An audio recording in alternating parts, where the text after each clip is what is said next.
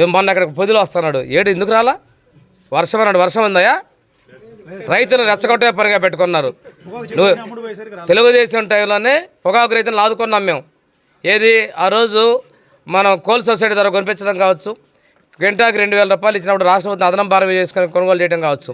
నువ్వు వచ్చావు, లో గ్రేడ్ కొన్నావు, వ్యాపారం చేసావు మార్కెట్ ద్వారా. కానీ తర్వాత రైతుల దగ్గర తక్కువ రేటు కొని రైతులు మరీ దగా చేసావు. నువ్వు నీకు మాట్లాడే అర్హత లేదు, పరిపాలన చేత కాదు, దోపిడీ. నీతో పాటు కూలి వాళ్ళందరూ కూడా భాగస్వాములు, కోర్టులు తీర్పులు వేసిన ఒక్కొక్కళ్ళు జైళ్ళు. ఇంక నీ గురించి కూడా చెప్పాల్సిన పని లేదు. మీరు కూడా రెచ్చిపోవద్దండి. మేము ప్రజలతో మిమ్మల్ని 11 అంకెలకే పరిమితి చేశారు. మేము ప్రజాస్వామ్యం స్వేచ్ఛగా మాట్లాడిస్తున్నాం, రోడ్డు మీద రానిస్తున్నాం. మీరు మమ్మల్ని అసలు ఏ చిన్నదైనా కానీ మా ఇళ్ళ చుట్టూ పోలీసులు పెట్టారు, మా మీద దాడులు చేశారు. సిగ్గు లేకుండా ఈరోజు ఇంకా ధర్నాలు పిలిపిస్తున్నారు. ఈ రాష్ట్ర ప్రజలు తీర్పిచ్చిన రోజు ఆ రోజు దాన్ని విద్రోహమనో వెన్నుపోటనో ఎట్లా మాట్లాడతారు మీరు?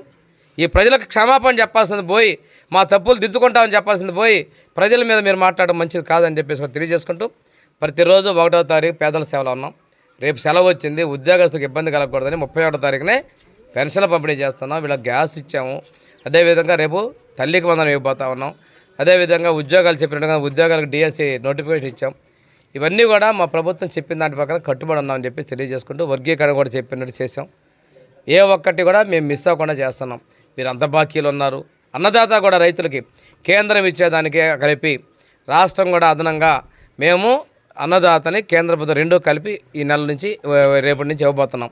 ఏ ఒక్క స్కీమ్ మేము పక్కా పట్ల సూపర్ 6 మాకు బాగా గుర్తున్నాయి. నేను ఏదో ఒక కడపలో మహాసభ జరిగితే ఎందుకు పెట్టారు అంటాడు, జెండాలు బీగుతారు.